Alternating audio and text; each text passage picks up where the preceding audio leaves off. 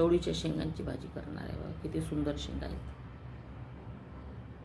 याची भाजी करू आज. आता तोडून घेते मी पहिले, तोडल्यावर दाखवते तुम्हाला. हे बघा तोडल्या शेंगा तोडून ठेवलेल्या आहेत. तोडून घेतल्या. आता तेलामध्ये कांदा, मोहरी आणि जिरं टाकलेलं आहे आणि हे असं कापून ठेवलेलं आहे. शेंगा धुवून चांगल्या धुवून स्वच्छ ठेवलेल्या आहेत. आता कांदा टाकायचा.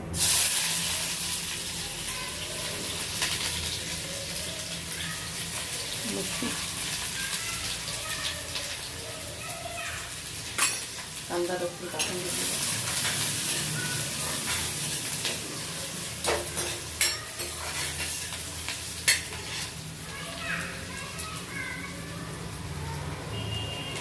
कांदा लसूण झालं, थोडंसं गॅस कमी करायचा. मी आपल्या जसं तुम्हाला तिखट पाहिजे तसं त्यानुसार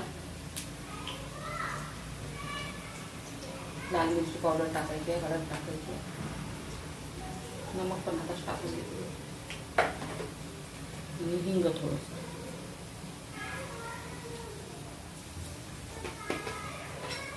चांगलं फिरून घेतलं. त्याच्यात टोमॅटो,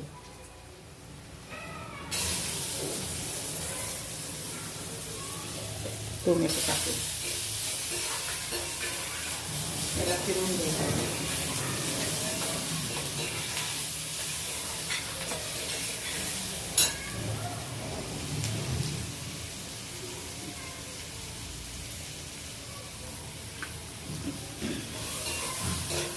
तर चांगलं फिरून घेतलेलं होतं.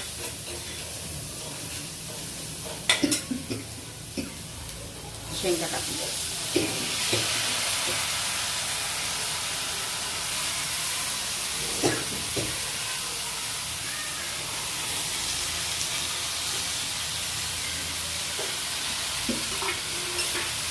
आपण वाफेवरचीच भाजी बनवणार आहे. पाण्याने नाही शिजवायची, वाफेवरची बनवायची. वाफेवरची भाजी.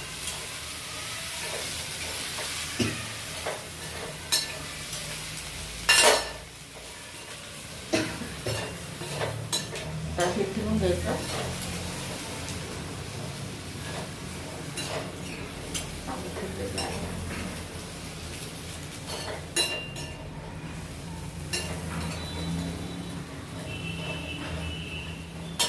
याच्यावर झाकण ठेवून याच्यावर पाणी ठेवायचं. हे असं पाणी टाकायचं.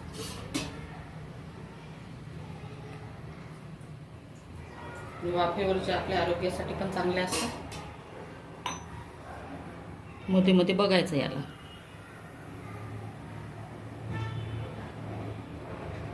तर 5 मिनिटांनी बघू आपण. हे बघा अशा प्रकारे आपली भाजी शिजलेली आहे.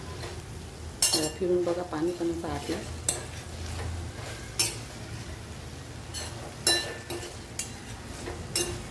सुकी झालेली आहे. मला सुकी बनवायची होती. आपण रश्श्याची पण बनवू शकतो. याच्यात शेंगदाण्याचं कूट पण टाकू शकता तुम्ही. हे बघा शिजली भाजी. हे बघा ते दाबून बघितली, शिजलेली आहे. सुकी झालेली आहे ऑलरेडी.